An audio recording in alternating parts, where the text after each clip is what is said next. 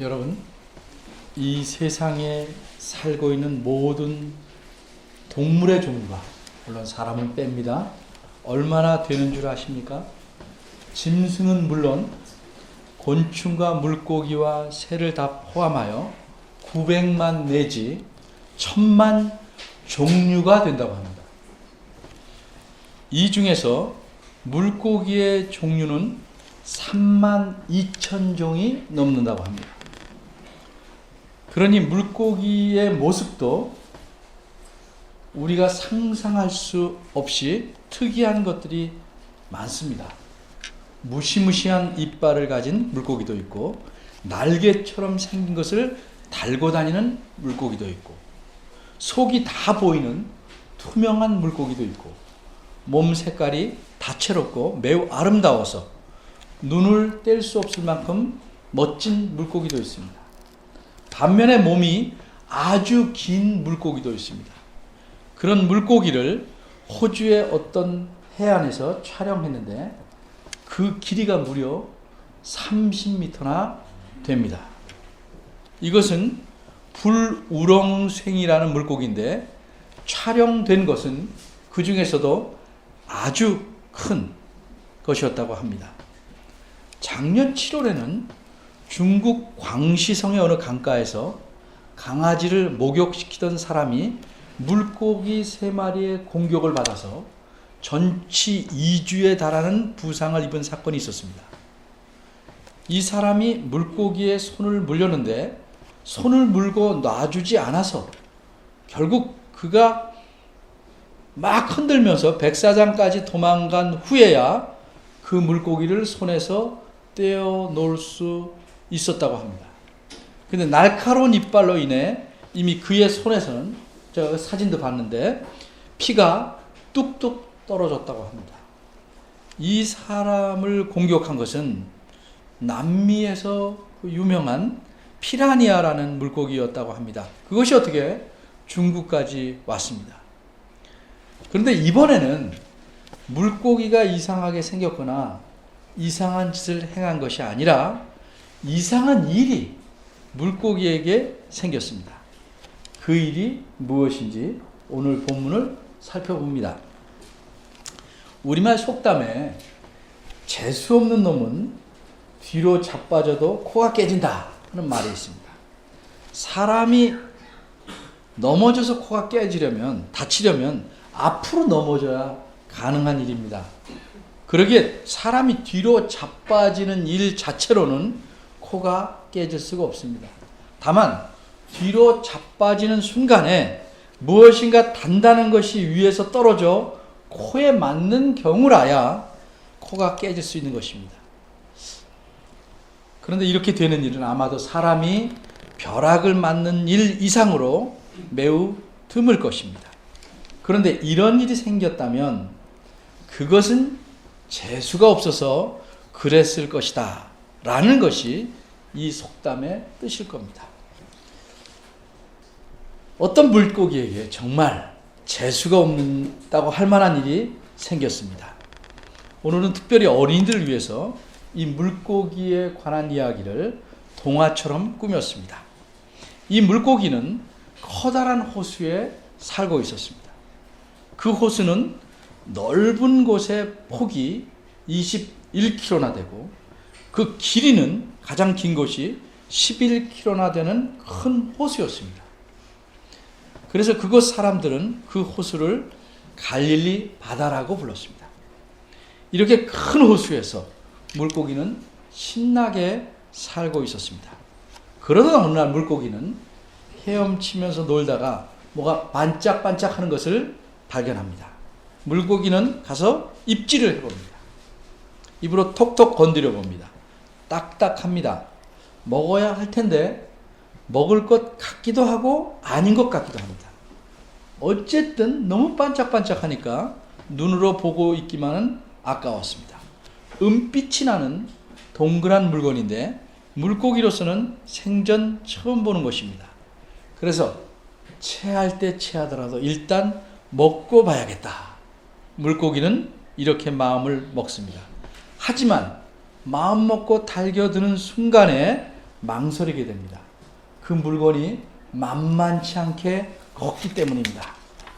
이 물고기도 입의 크기로 말하자면 같은 종류의 물고기 중에서는 둘째라고 하면 서러울 정도로 큽니다. 뭐든지 한 입에 먹어 치울 수 있을 만큼 입이 큽니다. 아마 요즘 태어난 물고기들이 그 물고기를 보았다면 그 물고기에 대해서 진공청소기다 이런 별명을 분명히 붙여 주었을 만합니다. 그런데도 이 물고기는 망설입니다. 그러다가 이판사판이다 하고 물고기는 그 반짝이는 물건을 집어삼켰습니다. 그 탐나는 물건을 먹었습니다. 그런데 그것을 집어삼키려고 입안에 넣는 순간에 깨달았습니다. 먹은 물건을 삼켜보려고 했지만 다른 때와는 달리 그 일이 쉽지가 않았습니다. 아차! 삼킬 수가 없네. 그러나 이미 때는 늦었습니다. 입안에 들어간 물건은 물고기의 목구멍을 통과할 수가 없었습니다. 물고기는 캬칵대기 시작합니다. 그래도 빠져나오질 않습니다. 그 물건이 목에서부터 입안에 꽉 찼습니다. 뱉어낼 수도 없습니다. 원래 말은 못하지만 말할 수도 없었습니다. 그래서 누구에게 꺼내달라고 할 수도 없습니다. 이렇게 답답한 채 시간이 흘러갔습니다. 얼마나 지났는지 알 수는 없습니다. 그런데 문득 물고기 앞에 무엇인가 흔들리는 것이 보입니다. 분명히 먹을 것 같았습니다. 입안은 이미 아까 삼키려는 것으로 꽉 차 있지만 그래도 먹을 것이 눈앞에 있는 이상 그냥 지나칠 수가 없었습니다. 덥석 물었습니다. 그 순간 무엇인가 윗 입술을 뚫고 지나갑니다. 낚시에 걸린 것입니다. 빠져나오려고 몸을 흔들수록 입이 찢어지는 듯 아픕니다. 그런데 물고기는 순식간에 자기 몸이 공중으로 올라가는 것을 느낍니다. 정신을 차려 눈을 뜨고 내려다보니 저 아래에 자신이 이제껏 먹고 놀며 살아왔던 바다가 보입니다. 와, 바다가 저렇게 생겼구나. 멋있다고 생각하는 순간 어떤 사람이 물고기의 몸을 꽉 잡습니다. 아, 이젠 잡혀서 죽게 되는구나 하고 생각합니다. 그때 낚시로 물고기를 잡아 끌어올린 사람이 물고기 입에 걸린 낚싯바늘을 빼어냅니다. 그리고 물고기의 입을 벌립니다. 그 안에 있는 동전을 꺼냅니다. 답답했던 입안이 뻥 뚫리는 느낌과 함께 온몸의 갑갑함도 풀리고 시원해집니다. 그 사람이 다시 물고기를 바다로 놓아주었기 때문입니다. 이래서 거의 죽음의 문턱까지 갔던 물고기가 다시 살아나게 되었습니다. 이 물고기를 낚시하여 잡아올린 사람은 누군가? 베드로라는 사람입니다. 베드로는 이 바다에서 고기잡이를 하던 어부입니다. 평생 어부로 살아오다가 약 3년 전에 그 직업을 그만두게 되었습니다. 고기가 잘 잡히지 않아서 그만두고 다른 직업을 구한 게 아닙니다. 어느 날 갑자기 어떤 젊은 사람이 베드로와 그의 형제에게 나타났습니다. 그러더니 이렇게 말씀합니다. 나를 따라오너라. 내가 너희로 사람을 낚는 어부가 되게 하리라. 이 말에 이끌려 베드로는 그를 따라 나서서 그의 제자가 됩니다. 제자가 된 후 그분을 따라다니면서 베드로는 자기 선생님께서 하시는 말씀들과 하시는 일들을 통해서 그분이 어떤 분임을 알게 되었습니다. 점점 더 깊이 알게 되었습니다. 아, 이분은 사람이 아니라 사람 이상의 분. 사람이지만 그 이상의 분이시구나. 이분은 하나님의 아들이신데 이 세상 사람들을 죄에서 구하시려고 사람이 되신 분이구나 하는 사실을 알게 됩니다. 그래서 어느 날 예수님을 바로 알게 된 베드로는 모든 제자들을 대표해서 이렇게 고백합니다. 주님은 그리스도시요 살아계신 하나님의 아들이십니다.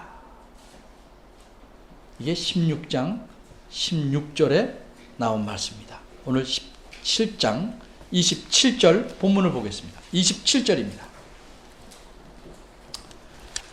이런 주님께서 베드로에게 말씀하시기를 내가 바다에 가서 낚시를 던져서 먼저 잡히는 물고기의 입을 열면 그 안에서 스타테르라는 동전을 찾게 될 거다. 그것을 가져와라. 이 말을 듣고 베드로는 생각합니다. 물고기 입안에서 스타테르라는 동전을 찾게 될 것이라고? 이것이 과연 있을 법한 말인가? 그러나 베드로는 예수님이 누구신지 압니다. 즉시 바다로 나왔습니다. 주님께서 말씀하신 것은 콩을 팥이라고 하셔도 믿을만 하다고 생각하기 때문입니다. 그리고 말씀하신 대로 낚시를 합니다. 물고기가 걸린 느낌이 옵니다. 잡아당겼습니다. 제법 큰 물고기입니다. 적어도 동전을 입안에 물고 있을 만큼 큰 입을 가진 물고기였습니다. 낚시꼬리를 빼놓고 입을 엽니다. 과연 그 안에는 예수님께서 말씀하신 은동전이 들어있었습니다. 베드로는 은동전을 꺼내고 물고기를 다시 바다로 놓아줍니다. 반짝반짝 빛나던 것, 여태까지 자기 입안에 있던 것이 무엇인지 물고기는 이제 알았습니다. 물고기 입에서 그 물건을 꺼낸 사람이 혼잣말을 하는 것을 들었기 때문입니다. 그것은 은동전이었습니다. 은으로 만든 동전 중에서도 매우 큰 가치를 가진 동전입니다. 이 동전의 이름은 우리는 500원짜리, 100원짜리 이렇게 말하지만 이 은동전의 이름은 스타테르입니다. 이것의 가치는 굉장합니다. 그 당시 일꾼들이 하루 종일 일하고 받는 임금이 1데나리온입니다.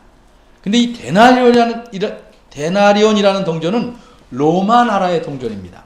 이 동전 말고 또 사람들이 많이 사용하는 동전이 있는데 그것은 그리스라는 나라의 동전입니다. 데나리온과 비슷한 가치를 가진 이 그리스 동전은 드라크마라고 합니다. 물고기가 입안에 물고 있던 스타테르라는 동전은 4드라크마짜리 동전입니다. 그러니까 4일치 임금에 해당하는 액수입니다.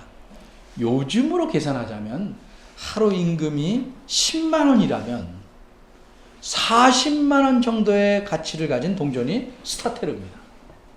이 동전을 물고기가 물고 있었던 것입니다. 예수님은 어째서 베드로에게 물고기 입속에서 이 은동전을 꺼내오라고 하셨을까요?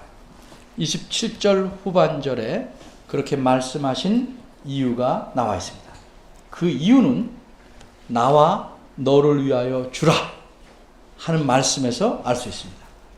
물고기 입속에서 꺼낸 은동전은 예수님과 베드로 두 사람이 그 두 사람의 몫으로 내셔야 할 무엇이었습니다.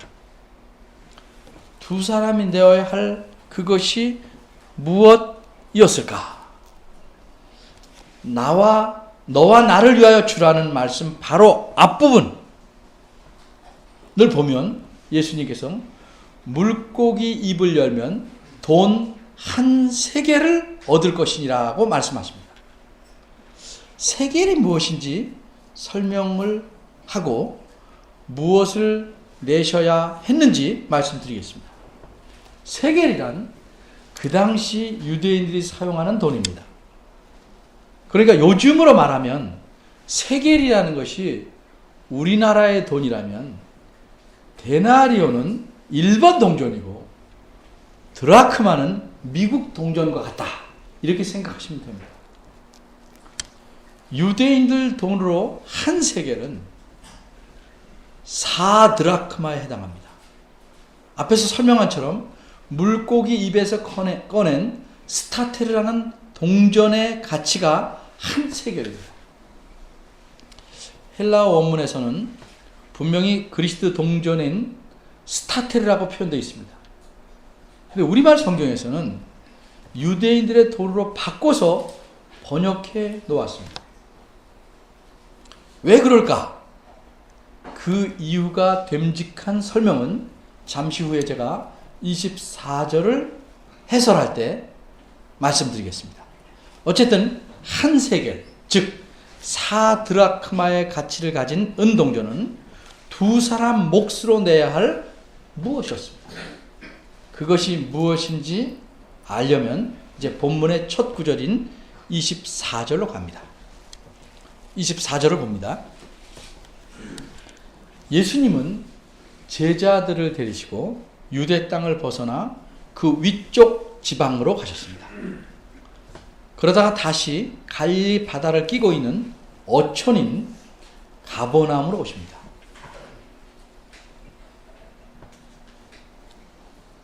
이렇게 오시자 예수님께서 제자들과 함께 오신 것을 본 어떤 사람들이 제자들의 대표라고 인정할 만한 베드로에게 다가왔습니다. 이들을 가리켜, 이 다가온 사람을 가리켜 24절에는 반세겔 받는 자들이라고 말합니다.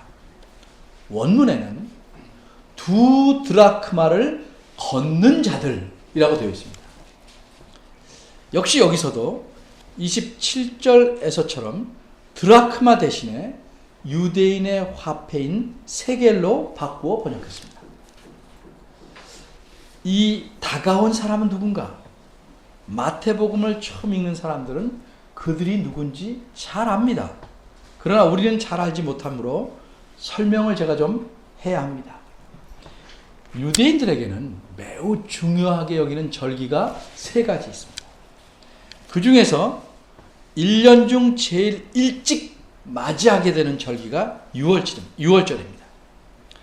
이 6월절이 되기 한 달 전쯤이 되면 20살 이상이 된 남자에게 반세겔씩 거들어 다니는 사람들이 있습니다. 이것이 무엇인가? 이것은 일종의 세금입니다. 연초가 되면 각 집에 적십자 회비를 내려고 통지서 오는 것과 비슷합니다. 직접 이 사람들은 거들어 다닙니다. 예수님 당시에는 유대인들이 자발적으로 이 세금을 내고 있었다고 합니다. 학자들이 생각하기를 이 세금은 포로 이후부터 유대인들이 자원하여 냈다고 합니다. 이렇게 세금을 내는 근거는 출애굽기 30장 13절에서 16절입니다. 그 중에 두 구절 13절과 15절을 제가 읽으면 이렇습니다.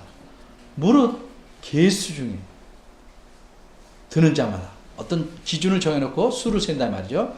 그 안에 드는 자마다 성소에 세겔대로 반세겔을 낼지니 그 반세겔을 여호와께 드릴지며 너희의 생명을 속하기 위하여 여호와께 드릴 때에 부자라고 반세겔에서 더 내지 말고 가난한 자라고 덜 내지 말라. 이것이 이른바 성전 세금입니다. 성전에서 제사를 드리거나 성전을 수리하는 데 드는 비용에 사용하는 세금입니다. 아마 추측컨대 우리말 성경에서 드라크마 대신에 원문에 있는 드라크마 대신에 세겔로 고쳐서 번역한 이유는 우리말 성경을 번역하는 분들이 출애굽기 30장에서 세겔이라고 표현한 것과 연관지어야 이해하기 쉽기 때문에 이렇게 번역한 것이 아닌가라고 저는 생각합니다. 정확한 이유는 알 수 없습니다. 어쨌든 유대인 20세 이상이 된 남자는 누구든지 성전세로서 이틀치 임금, 즉 두 드라크마, 유대인의 돈으로는 반세겔을 내야 했습니다. 이렇게 성전세를 거들어 다니는 사람들이 베드로에게 다가와서 묻기를 너희 선생님은 이 반세겔을 내지 아니하시냐? 이렇게 묻습니다. 아마 세금을 거둘 기간이 거의 끝났거나 지났는지도 모르겠습니다. 왜 너희 선생님은 반세계를 내지 않느냐? 이렇게 묻습니다. 그러자 베드로는 즉시 대답합니다. 25절입니다. 내신다. 왜 안 내시겠냐? 내신다. 이 말에서 우리는 무엇을 알 수 있습니까? 베드로가 예수님은 당연히 내실 것이라고 생각했다는 사실입니다. 예수님께서 전에도 성전세를 내시는 것을 보았기 때문에 그렇게 즉시 대답할 수도 있었겠고, 아니면 유대인의 성인이면 성전세는 마땅히 내야 할 것이니까 예수님도 이 세금을 내는데 의의가 없을 것이다 라고 믿었기에 그렇게 대답할 수도 있을 것입니다. 정확한 이유는 알 수 없지만 베드로는 예수님은 분명히 내신다 하고 집으로 돌아갑니다. 그런데 베드로가 놓친 것이 있습니다. 그것은 예수님과 성전이 어떤 관계가 있는지는 알 수 없었습니다. 그건 놓쳤습니다. 잠시 후에 25절에서 예수님의 말씀을 들어보시면 우리가 알게 될 것입니다. 베드로는 대답한 후에 예수님께서 계신 집으로 돌아왔습니다.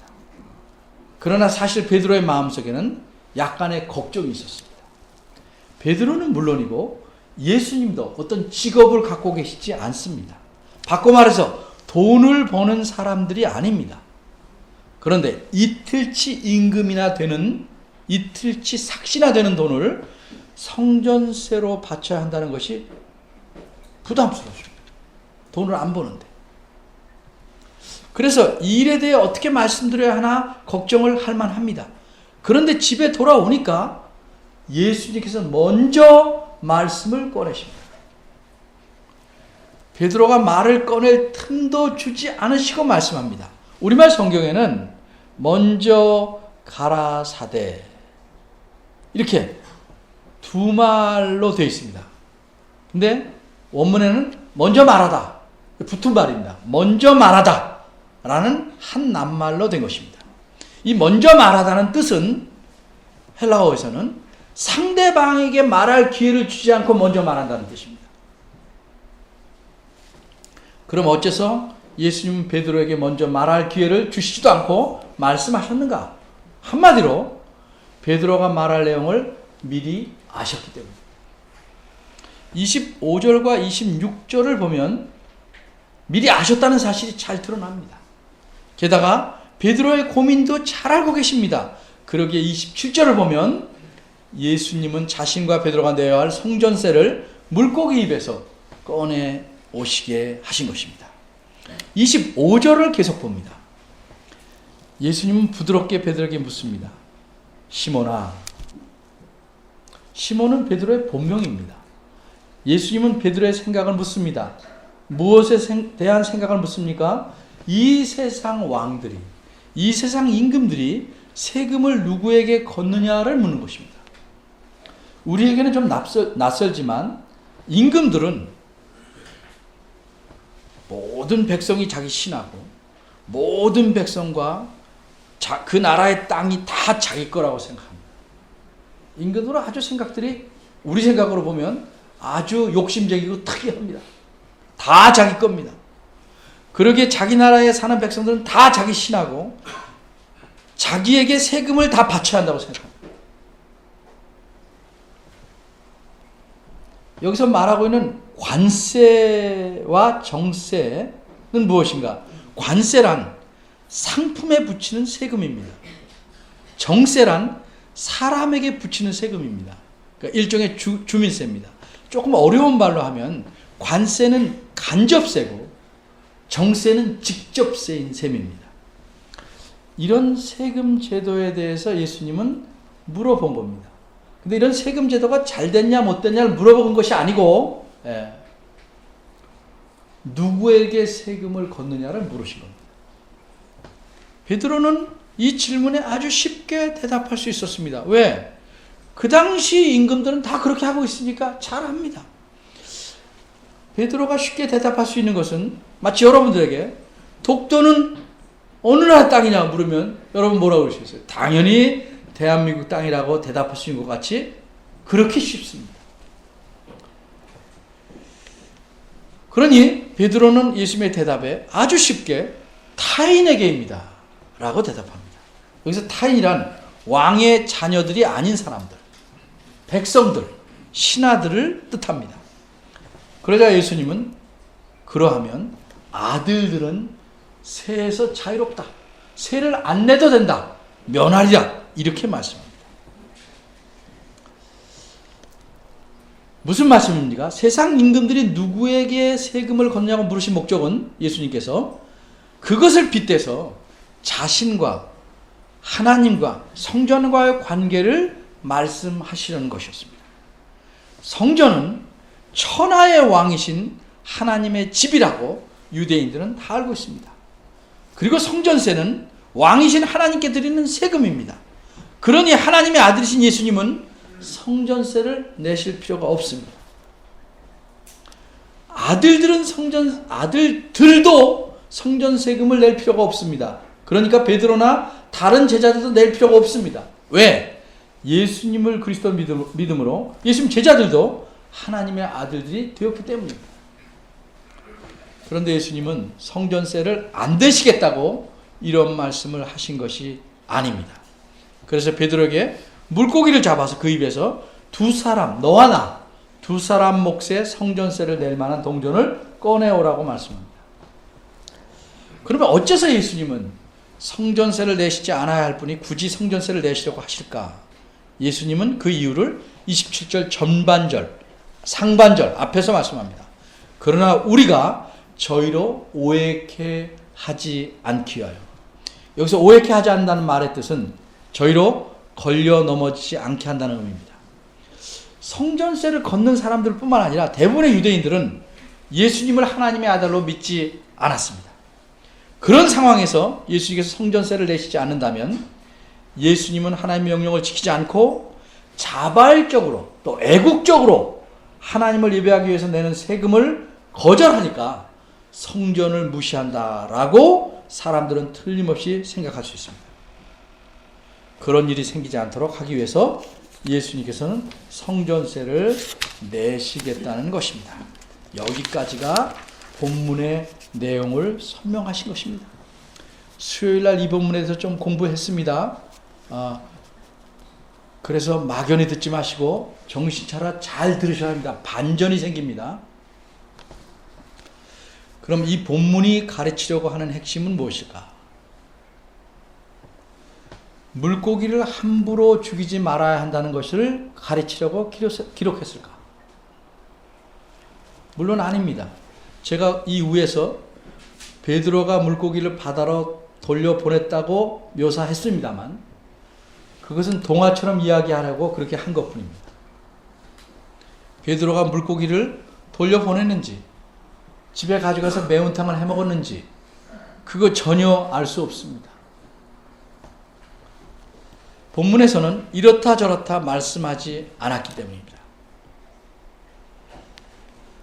그렇다면 이 본문이 바꿔 말해서 이 본문을 기록한 목적은 무엇일까?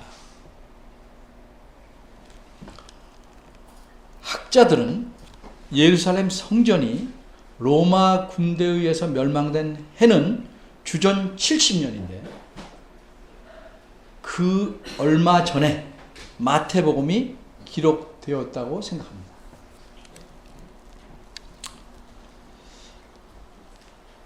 성전이 무너지기 전에 기록했으니까 혹시 성전이 무너지지 않도록 잘 돌볼 수 있게 성전세를 잘 내자 하는 뜻으로 기록했을까?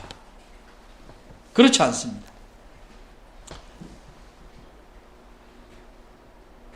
그러면 예수님께서 성전세를 내셨으니 누구나 성전세는 반드시 내야 한다는 것을 가르치려고 기록했을까? 그것도 아닙니다. 그것도 아니라면 예수님께서 안 내도 되시는 성전세를 내신 것은 자기 권리를 포기하시고 다른 사람의 유익, 오해하지 않거나 넘어지지 않거나 유익을 위해서 양보하신 것이니 여러분도 그렇게 권리를 포기하고 양보하고 살라고 가르치려고 기록하셨을까? 27절 앞부분만 보면 그렇게 생각할 수도 있습니다. 그러나 오늘 본문인 24절에서 27절 전체를 볼 때는 좀 더 신중하게 생각해 봐야 합니다. 오늘 본문은 여러분이 알다시피 마태복음 17장입니다. 마태복음 안에 속해 있는 것입니다. 따라서 이 본문을 기록한 목적은 마태복음 전체를 기록한 목적에서 벗어나지 않습니다. 마태복음을 기록할 때 기록자는 앞에서부터 기록해 가지만 책 전체의 목적을 염두에 두고 기록해 가는 것입니다. 그 목적과 다른 것은 이 안에 기록하지 않습니다.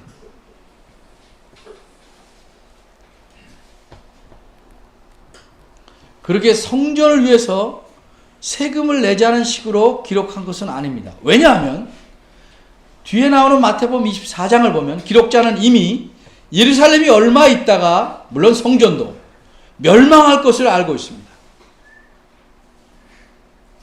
아무리 버텨도 멸망할 수밖에 없다는 걸 알고 있습니다. 또 성전은 하나님께서 함께 하신다는 사실을 나타내는 상징이므로 예수님 오신 이후에는 성전의 실체가 예수님 자신이다 하는 사실도 잘 알고 있습니다. 그러니 성전을 유지하기 위해서 성전세를 납부하라는 목적으로 기록했다면 그것은 자기 목적도 틀린 것이고 자기가 알고 있는 사실과 거슬리게 반대되게 기록하는 것입니다. 그럼 무슨 목적으로 기록한 것인가? 마태복음 전체의 목적은 한마디로 첫 장 첫 구절에 표현된 대로 아브라함과 다윗의 후손으로 오시는 예수님이 구체적으로 어떤 분이신지를 알려주시는 겁니다. 따라서 오늘 본문도 그런 목적에서 생각해 봐야 합니다. 자, 오늘 본문에서 우리는 예수님을 어떤 분으로 묘사하고 있는지 살펴봐야 합니다. 예수님은 어떤 분으로 나와 있을까? 오늘 본문에 특별히 두 가지 사실이 눈에 띕니다. 25절을 보면 예수님은 베드로가 집 안에 들어오기도 전에 무슨 일이 밖에서 있었는지 다 알고 계셨습니다. 그래서 그에게 먼저 질문하십니다. 그리고 그가 무슨 고민을 갖고 있는지 알고 계시기에 그의 고민까지도 해결해 주십니다. 26절을 보면 자신이 하나님의 아들이심을 간접적으로 또 드러내십니다. 게다가 27절을 보면 성전세를 낼 만한 액수의 동전이 물고기 입안에 있는 것도 아셨습니다. 그리고 그 물고기가 어떤 물고기인지도 분명히 아셨습니다. 언제 어떻게 하면 그 물고기를 그 동전을 물고 있는 물고기를 잡을 수 있을지도 아셨습니다. 이러하니 예수님은 단순히 사람만은 아니십니다. 과연 예수님은 하나님의 아들이십니다. 그냥 신분만 하나님의 아들일 뿐이지 능력은 별로 없는 그런 분이 아닙니다. 예수님은 모든 것을 다 아시고 모든 문제를 해결해 주실 수 있는 능력을 지니신 하나님의 아들이십니다. 이분이 누구십니까? 다름이 아니라 우리가 믿고 의지하는 우리 주님 예수 그리스도이십니다. 주님은 우리 모두의 모든 사정과 형편을 다 낱낱이 아십니다. 고민도 하시고 번민도 아픔도 걱정도 모두 다 아십니다. 그리고 이 모든 문제들을 다 넉넉히 해결해 주실 수 있으십니다. 예수님은 남들이 오해하지 않기 위해서라도 물고기 입에서 성전세를 낼 동전을 건져 오게 하신 분입니다. 그러니 예수님 믿는 우리들을 위해서는 어떻게 하실 것이라고 생각하십니까? 우리는 하나님의 영광을 위해서 살아가는데 그게 삶의 목표인데 주님께서 우리의 모든 필요를 더욱 채워주시지 않으시겠습니까? 주님은 그리스도시요 살아계신 하나님의 아들이라고 고백한 베드로는 동전을 입에 물고 있는 물고기를 통해서 예수님께서 어떤 분이신지를 깊이 경험할 수 있었습니다. 비록 우리가 베드로처럼은 아닐지라도 우리에게 알맞은 여러 방편을 통해서 주님께서는 우리의 삶의 피로를 채워주시며 자신이 어떤 분이실 줄 드러내실 것입니다. 이런 채워주심을 통해서 여러분들은 주님을 깊이 알고 감사하는 삶을 살아가는 그런 하나님의 자녀들이 되시기를 바랍니다. 기도하겠습니다.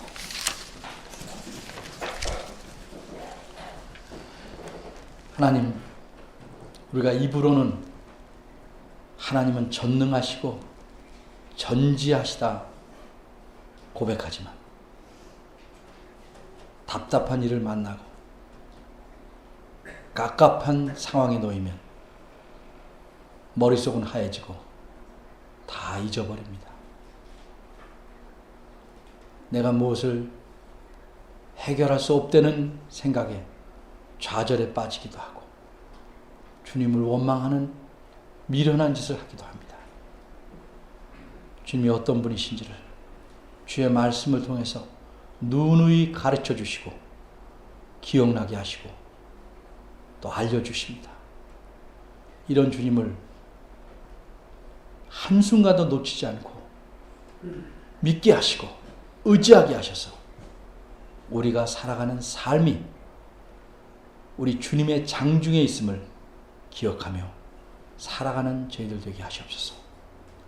그래서 세상 사람과 다른 삶을 살게 하시고 이 땅에서 그들과 함께 살지만 하늘에 속한 사람답게 살아가는 저희들 되게 하시옵소서. 이 땅에 하늘의 울타리를 치고 사는 사람답게 살 수 있도록 이끌어 주옵소서. 예수님의 이름으로 기도합니다. 아멘.